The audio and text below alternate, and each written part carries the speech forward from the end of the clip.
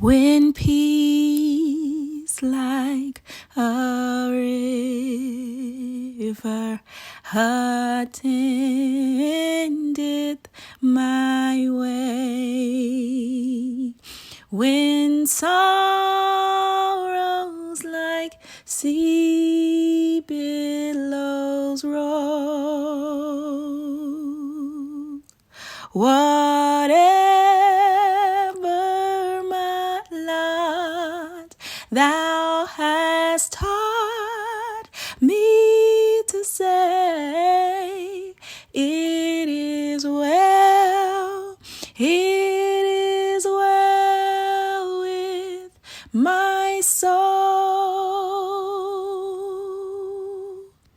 It is well, it is well with my soul, with my soul. It is well, it is well with my soul.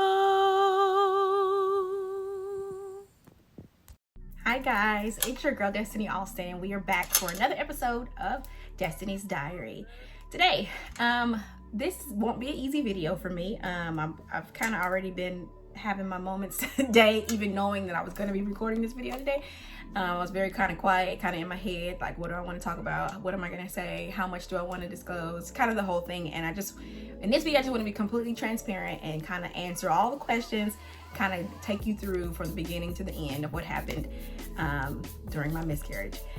So this video is going to be about me miscarrying my fourth child. If you've been following me, I've been watching my videos, you know that I was pregnant, and we were expecting a baby girl, our first girl, and unfortunately I did miscarry, and I experienced what was called what is known as a miscarriage or a silent miscarriage. So in this video, I definitely want to go over all that and kind of what that means and what that whole process looked like for me as I discovered that I had a miscarriage, and what the actual miscarriage process looked like for me, what it felt like, and kind of go over what our plans are and answer all the questions that I keep getting from everybody. The 4 main questions that I keep getting, I'm gonna go ahead and answer them and put it out here for everybody. So that's what this video is gonna be about. But before we get started, do not forget to subscribe. Click that subscribe button that's gonna be to the right of your screen. And don't forget to hit your notification bell so you get all your updates about every time I post. Okay guys, let's get into this about my miscarriage. Okay, so I've got my notes because I don't want this to be too long. So I'm gonna start at the first ultrasound. So per my last menstrual period, I was about 8 weeks, and I went for the ultrasound. And when I went, the first thing they did a vaginal ultrasound, and the first thing that the tech said was, we're definitely not 8 weeks. Because the baby, obviously at 8 weeks, we should be able to see a heartbeat, we should be able to see a head, some little arms, and possibly some little hands and some feet and legs. And what was showing up on my ultrasound scan was all we saw was the sac, and we saw a yolk sac, and we saw it was like a little rice shaped, it was just like a little line, like a little rice shaped line. And she said this is more consistent with a 5-week ultrasound. So I was like, okay, my dates could have possibly been off, because if you watched my very first video, which was my 5-week update video, that I came off of my birth control in July, and I got pregnant in July. So everything happened very, very fast, and I was not sure when. I wasn't exactly sure when I conceived and which I had breakthrough bleeding and all this stuff. So I didn't know what was my period, what wasn't my period. I really didn't know. So I said my dates could absolutely be off. That absolutely could be what's going on, and I'm really not 8 weeks, and that's fine. So I left there just thinking, okay, my dates are off. More than likely they'll bring me back in a week for another ultrasound. Cool. My doctor is out of the office this week, and I'm seeing all of my stuff is going to another doctor who's in the office, and she's the one that's kind of giving me these updates. So I get an email through my health center app, and it was from the doctor, and she basically stated, now mind you, I left thinking my dates are off, we're gonna have to bring me back in for another ultrasound to just kind of to determine exactly how far along I am. So I got an email, and in that email it basically said, hi Miss Alston, thank you for coming in today. We wanted to reach out to you because at your ultrasound the findings were that of a failed pregnancy. that freaked me all the way out, because I left with, that was not even the tone of the visit, like not at all. Like it was really a, your dates are off, we need to confirm your dates, whatever. Like that was not, so that threw me completely off. And I'm just like, what? Like, what are you talking about? Like, she showed me the baby. She literally pointed out everything to me, and this is, what are you talking about? So I was at a loss of words reading that email. So I immediately called and was like, what are y'all talking about? That's not, what? The doctor called me back, and she basically was just like, they base all these things based off of measurements, and if you're a certain week, you're supposed to be certain things are supposed to measure a certain amount, and all this stuff that I already know. Obviously, I've had 3 children, so I know these things. But at the same time, my dates could be off, so that is a possible like outcome that could possibly be that my dates are off. So why would you just assume that it's a failed pregnancy when that's not even, that hasn't been confirmed yet? And why would you tell me that if that hasn't been confirmed yet? So basically that whole conversation was just, well, this is just what the findings are, and this, that, and other. And I'm like, okay, that's fine, but why would you tell me that if you haven't confirmed that, you haven't tested my ACG levels, you haven't done any of these things to confirm that it's a failed pregnancy? So why would you even communicate that to me? Like, I was very upset about this. Now, mind you, this is not my doctor, so I have never dealt with this woman. This woman doesn't know me. I don't know her. And I'm like, oh.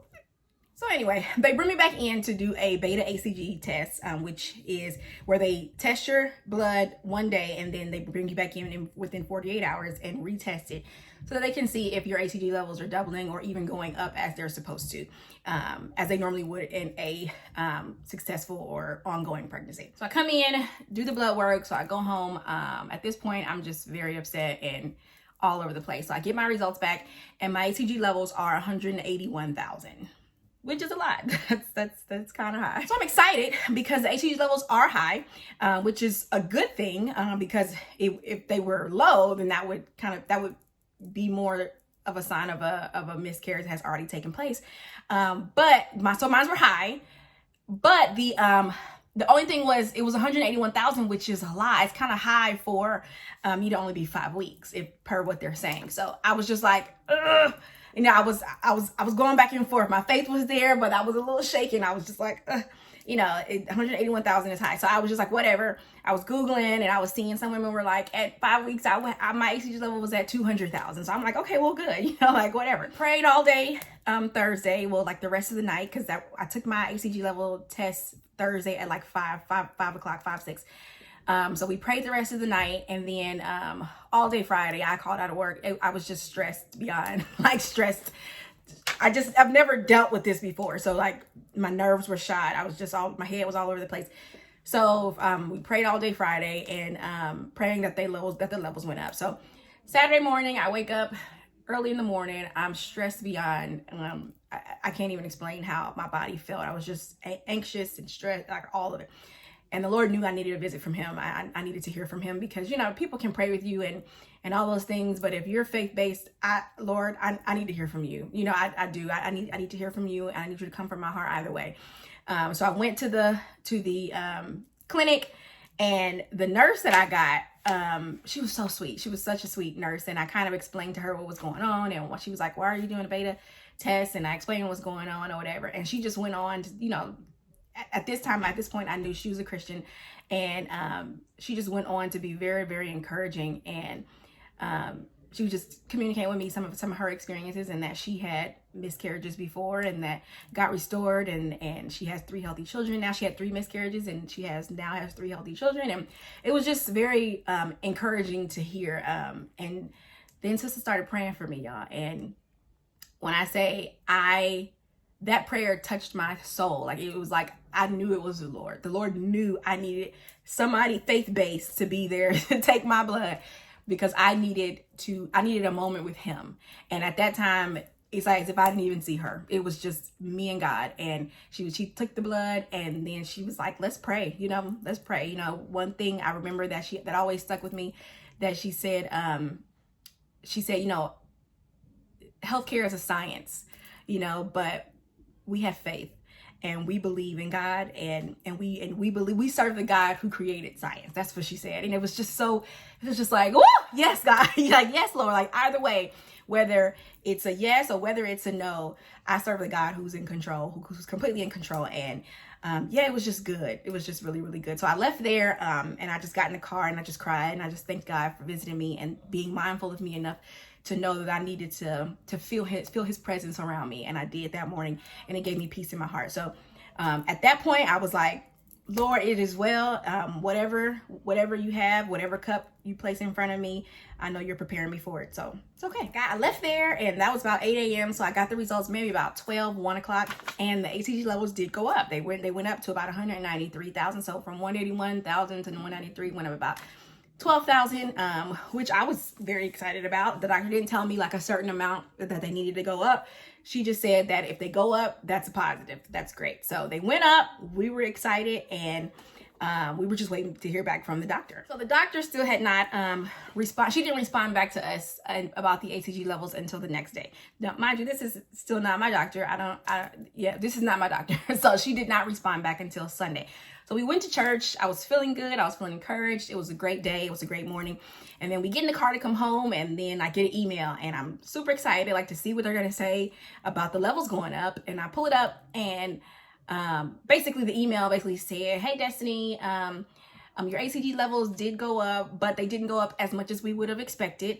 So let's just schedule an ultrasound within the next 7 to 10 days. And I don't know how she ended it, but basically she just said they went up, but not as much as we wanted. Let's schedule ultrasound in 7 to 10 days, pretty much. And that just really pissed me off. So it made me upset because, for one, when you originally told me about the HCG test, you said going up is a good sign. That's always good. So if it goes up, that's good.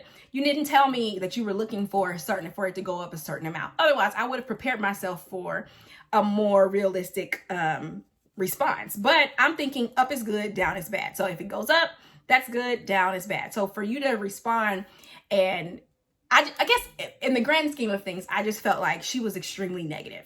And for me, a pregnant woman who is hoping for the best, I want a doctor that is going to, I know they can't promise you anything, obviously, but for you not to be able to promise me, like not be able to give me any hope, you're giving me a lot of discouragement and giving me more negative than positive feedback. And it was making me upset. Like, so for you not to be able to tell me that this could possibly be that the dates are off. You don't want to say that, but you will say that it's a failed pregnancy. It just did not sit well with me, and it really, really pissed me off. So I wrote her back a not so great email and let her know that I do not want to work with her anymore. Do not respond to me. This email doesn't even need a response. Do not look at my file anymore. I will wait for my doctor, and that I don't want to deal with you anymore, period, point blank. And I just let her know that a part of your job is not just stating facts. It's not just giving me textbook answers, but it's also to make me comfortable and make me feel comfortable with your efforts. You know, it's like my doctor doesn't she doesn't just give me all positives, no, but she's just more of, it's just about your tone and your delivery. And she was just very flat, and I just didn't like it. So I let them know that I did not want to work with her anymore, and that I wanted my doctor to contact me the next day, which was Monday, and then I did let her know that I will be leaving her a terrible review. That please send me something that I can leave a review for, and that it won't be great. So she knew that. So my doctor contacted me Monday, and she basically kind of went over all the information and basically let me know that on Saturday I should have gone at 5 o'clock on Saturday afternoon like I did Thursday, because that would have been accurately 48 hours, and that my HCG levels could have possibly gone up higher if I had waited until 5 o'clock. But because that other doctor did not tell me that, I just went, I'm trying to get the results as fast as I can. So I went at 8 a.m. So she said, she apologized for her rudeness and all of that. And then she just said that it wasn't fair for her to diagnose me based off of a 48-hour beta test. And you didn't tell me to go back within 48 hours. You just said go on Saturday, at any time Saturday, and we'll check it. So she said, based on everything, the ACG did go up, that, you know, the tech did show me the baby and this is that and the other. Let's just schedule ultrasound for that Friday, and we're just gonna hope for the best. You know, at this point she can't make me any guarantees.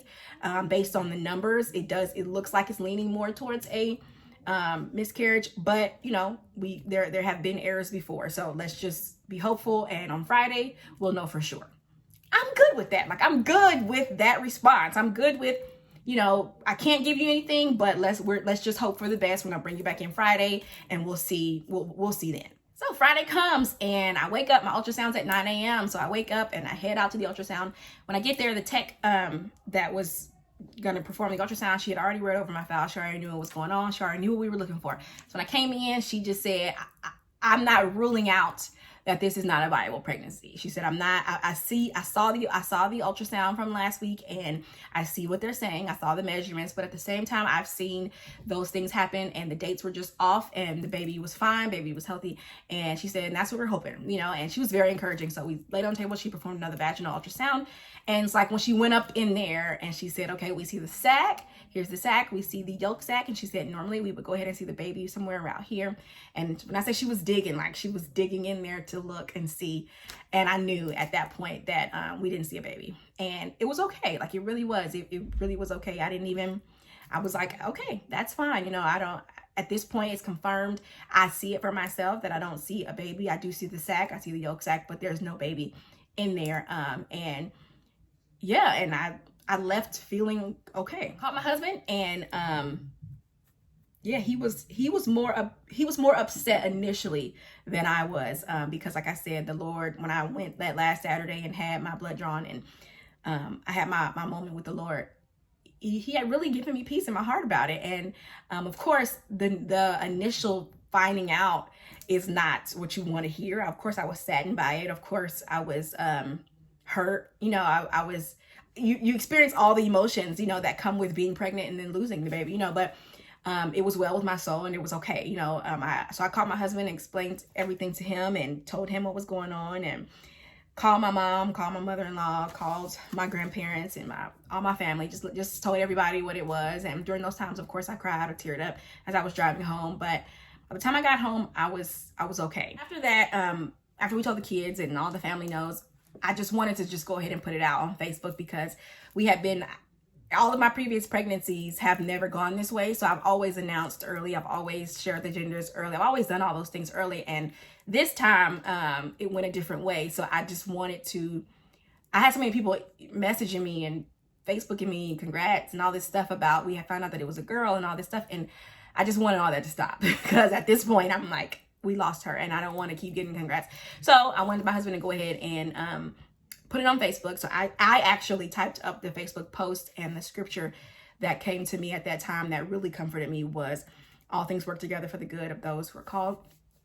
And yeah, that was the scripture that I used during that Facebook post, and we got a lot of love and encouragement and prayers and condolences, and the whole weekend, like, it was really, really great. It was really, we felt loved and cared for tremendously, and we really appreciate that. And we just want to thank everybody who reached out and sent a gift card, sent money, sent flowers, sent whatever you did. It did not go unnoticed, and we're grateful for that. So my doctor called me back same day, and basically just explained that it did support the findings of a failed pregnancy, and that she explained that what it was what is known medically as a missed miscarriage or a silent miscarriage, which, and I have this written down exactly what she said. So she said, it is also known as a missed miscarriage is when a fetus is no longer alive, but the body does not recognize the pregnancy loss or begin to expel the pregnancy tissue.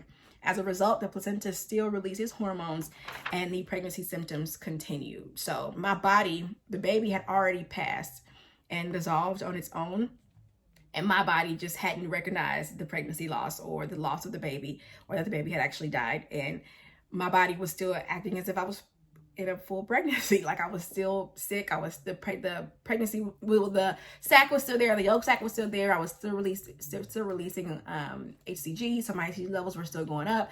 Everything was progressing normally, but the baby was just not there anymore. And so she had to go over my options with me, as far as how to begin the miscarriage process. I had three options. Three options were, one was to just let it happen on its own, let my body discover it on its own. And she said that could take up to 6 weeks to do that. It could happen as early as tomorrow or as late as 6 weeks to do that. Two, I could take medication that will go ahead and kickstart me into the miscarriage, and I will bleed and expel the tissues as if it was happening naturally. Or I could have a DNC, which basically is a surgical procedure where they go in and suck out all of the pregnancy tissues and all that stuff. They basically take it all out. And the risk factor with that is just damage to your uterus and your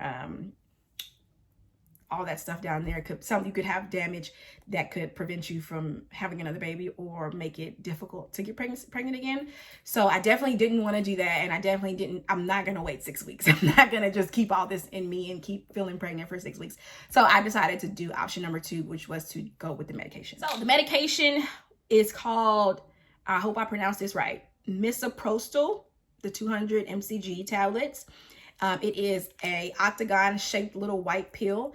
They gave me 8 of them because you take it, it says hold 1 tablet in each cheek for 30 minutes, then swallow, and then repeat it in 4 hours. So basically I had to put 1 pill here and 1 pill here because it's such a strong pill. They want it to dissolve, majority of it dissolve into your gums or for you to swallow some of it in your saliva. And then after 30 minutes, then just swallow the rest of it like a normal pill, and then repeat it again in 4 hours. And at that point, if you don't start bleeding after the second dose, they want you to do it again in 12 hours. After my first set of the first 2 that I took, I immediately started cramping, And when I say the cramping it was bad. It was not what I was expecting at all. My doctor kind of explained it like a really rough period. No, it was not that for me. It was really bad. It felt worse to me than labor. I was crying. It was bad. So the bleeding for me started after the second dose, when I took the second dose in 4 hours. That's when I actually started the bleeding, and the bleeding was very, very, very heavy.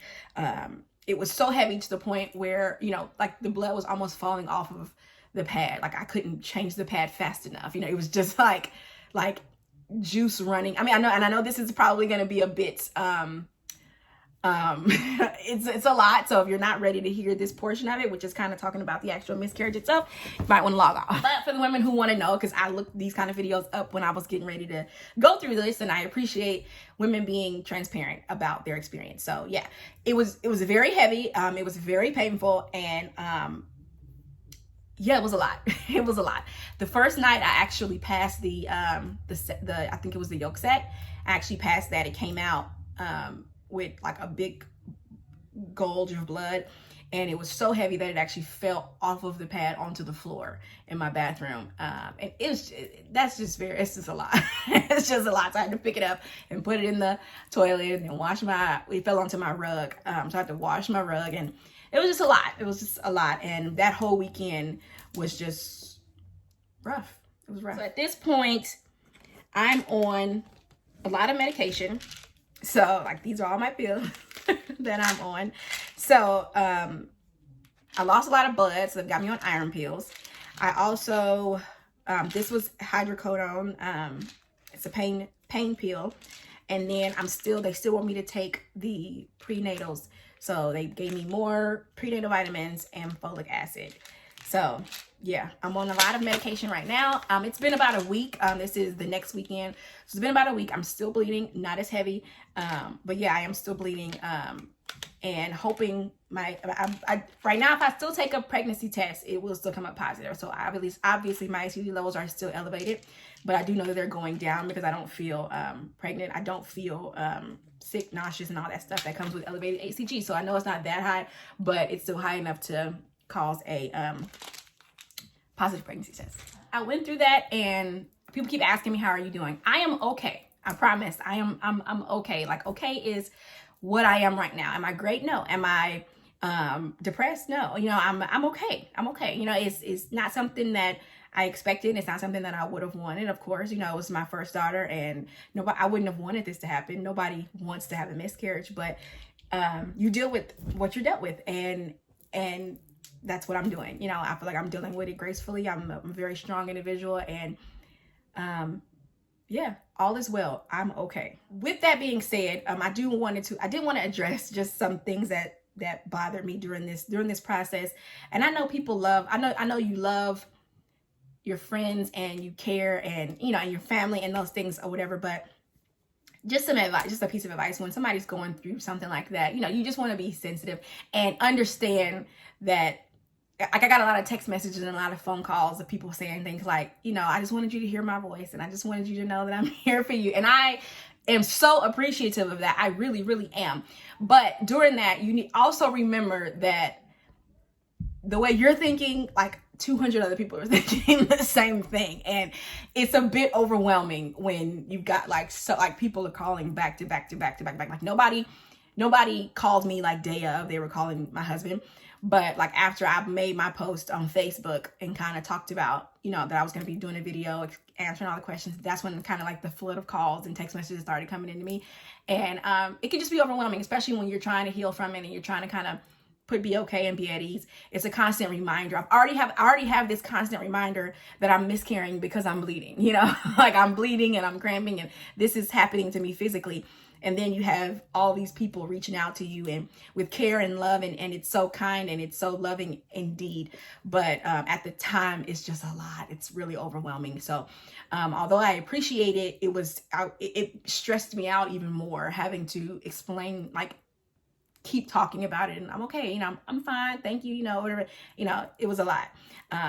Yeah, so just be mindful of that. If you have friends and people who are going through those things, give them some time to kind of get through it, and definitely just don't overwhelm them. You know, if you want to send something, amen, but questions and calls and all this stuff is just, it's a lot, y'all. It's a lot. Thank you, but it was a lot. Like it would get to the point, like sometimes like people would call me and I would answer and like they would be crying, you know, and I'm like, okay, you know, don't call me crying about my miscarriage, because I'm trying to be strong. Like I'm trying to get through it, you know, and what I can't do is comfort you over my miscarriage. You know, it was a lot. Like it was a lot. And like I said, I'm not saying this to sound ungrateful. I'm not saying this to sound like I don't want people to call me but just during that time, it was just a lot. It was a lot, and it was very overwhelming. And, it made me close in even more. And I started ignoring calls. I started like not talking to nobody. I started like not responding to text messages. Because I just needed the space, and people wouldn't give you that. And it was just because people love you so much. They want you to feel love. They want you to know, you know, that they're there for you. And then, you know, I come up in the Pentecostal church realm, and people want to prophesy to you, you know, that God's going to give you another daughter. That's like all this stuff. And it's great. And it's great. But, that's not what I want to hear right now. You know what I mean? Like, I know she's with the Lord. I know that, but I want her here. You know, I wanted her to be here. You know, I know God will bless me, but I wanted this baby. You know what I mean? So it's like, though the things that you say to me, I hear it, and, you know, and I respect that, but that's not what I want to hear right now. You know what I mean? And even though I was okay, I'm okay. You know, it was well with my soul. The Lord already prepared me. It still wasn't what I wanted. So for somebody to come back to me and tell me, you know, she's in a better place. Okay, you know, that's great. But I wanted to, here was a good place too with me. So just wanted to be honest and transparent with my feelings, and that I'm okay. I'm doing fine, and yeah, I'm fine. I'm good. I'm okay. Some people go through these things and go home to nobody, or just go home to their husband and they have no, but I came home to 3 children, you know, so I'm extremely blessed beyond measure that this is my first time ever dealing with this. And I'm blessed, and I'm happy, and I'm grateful. So if you want to know how I'm doing, I'm blessed, happy, and grateful that I came home to 3 healthy children that love me and surrounded me, and an amazing husband that took care of me and is taking care of me while I'm going through this, and I'm good. As we wrap this video up, I kind of wanted to go over the 4 main questions that I keep getting from everybody. Everybody keeps asking me these same 4 questions, and it's not like everybody's asking me 4 questions, but like it's either one from this person or one of, and then when I gather them all together, it's 4 main questions. So 1, will you try again? Yes, I am going to try again. The second one is, how long are you going to wait? So those 2 together, yes, I am going to try again. Right now, the doctor wants me to wait until I have a full cycle. Like after the miscarriage, everything is done. She wants me to wait until I have a full cycle again. And at that point, my husband and I will decide when we're ready to try again. I don't know. So at the whole timeline of it, I don't know. Everything's still up in the air. I'm still bleeding. It's been a week. She said you can bleed for up to 2 weeks. So I don't know when I'm actually going to stop bleeding and when I'll actually pass, or have my actual period. And I don't know. So when all that comes, we'll decide all that then. But the answer to your question is yes, we are going to try again. How long we're going to wait, we don't know. 3. Question number 3 is, do you still want a baby girl? Obviously, I still want a daughter. But going through this experience has definitely changed my perspective on life. Yes, I would be lying if I said that I did not want a daughter. I still would love to have a daughter, but what's more important is a healthy baby. And yeah, if I could just have another healthy 4th child, I would be happy. So yes, I do want a daughter, obviously, because I have three boys. But if I could have a healthy baby, I'll be a happy mama. And the last question, number 4, is going to be, are we going to use the same name? Did you have a name picked out? And if you did, if it's a girl again, will you use the same name? Right now, I don't know. Like, I did have a name picked out for my daughter, but because I never saw an actual baby, like on sonogram, I don't know. You know what I mean? I never connected the name with the baby. You know what I mean? Yes, I experienced a pregnancy, but I never saw a baby, like a head, a head, hands, feet. Like I never, and then connected that baby to a name. So I don't know. Right now, I don't know. If I wasn't going to use the name, it would be more for the reasons for my children, because they knew the name and they were calling her that. And, you know, I just don't want to confuse them when I told them baby sister died and then I get pregnant again. And I'm like, same name. And they're like, what? I thought she died. So I'm like, I don't know. Right now, I don't know. Those are questions, a lot of those questions and other questions you guys are asking me, I just don't have the answers to right now. I'm still kind of working through this whole process. And once we get there, we'll know. So yeah, I don't know right now. Lastly, my advice to moms that are going through this, the same advice that I was given from a lot of moms who went through this, is just to feel how you feel. You know, if you have an attitude, have the attitude. Who cares? If you're angry, be angry. If you're sad, be sad. If you want to cry, cry. If you don't want to talk, don't talk. You know what I mean? Like, don't let anybody force you to not feel how you feel, or don't let anybody tell you how you should feel. Don't tell anybody nothing. Feel how you feel. Be in the moment and feel that, and it helps you to heal and grieve and move forward. Otherwise, you'll just still be in denial of how you feel and what you really went through. Like, going through a miscarriage is not easy, and it's very traumatizing. At least for me, it was just like actually getting that news and then going through the miscarriage process and the pain of that, and actually feeling like pains associated with a miscarriage is just, and then, you know, like actually passing the sac and passing the yolk sac and just like those big, huge things that come out when you're pregnant. You really don't even think about those things. But when you miscarry and, you know, you have to pass those things, it can be very traumatizing. And just communicate, whether it's with your husband, whether it's with your family, whether it's with, if you talk to your doctor, whether it's with your pastor, just be very open and communicate. I'm not saying that you have to share all this with the world. I'm a YouTuber and I'm trying to be transparent with my followers and with my subscribers about my life and my journey. So that's the only reason why I am kind of going through what happened to me. But if you don't want to, you know, share that, that's obviously your choice. But I do want you to know that it's okay. And it does happen to a lot of women and happens every day, you know, and it's okay. It's okay. And as the one nurse said to me, God restores. And I do believe that. I do believe that he will give me another healthy child. So that being said, I just thank everybody so much again for the love and support that I have felt from day one of finding out, of getting this information. And my husband posted in the Facebook post, we felt so loved. And I really, really, really, really do appreciate it. I do not want anybody to leave this video saying, oh, Destiny's, you know, she's being mean and she doesn't want people to call her and check her. That's not what I'm saying at all. Not at all, you know, but just in the grand scheme of things, it was just a little overwhelming. The love that I received was a bit overwhelming. Just, that's what I'm saying. It's the love that I felt was great, but at times it was a bit overwhelming. That's all. Thank you so much. I really do appreciate everybody, from the gifts and the cards and the flowers and the meals and the gift cards and just everything, the outpouring of the love that we received. We're truly, truly, truly, truly grateful for it. And we love you all so much. Yeah. So as I wrap this thing up, please don't forget to subscribe. Click that subscribe button. It's gonna be to the right of your screen for more videos like this to come. And for all the moms out there, please always remember that your kids appreciate you for everything that you do. And a woman who fears the Lord, her children will rise up and call her blessed. Thanks so much, guys. Bye.